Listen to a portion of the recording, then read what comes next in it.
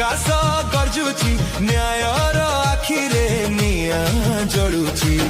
अधर्मर एही काल साम्राज्य रे सत्यर सैनिक साजी आसुची से पर काळर विकार से पर महा महाकाळ खलनायकर छाती रे लेखिब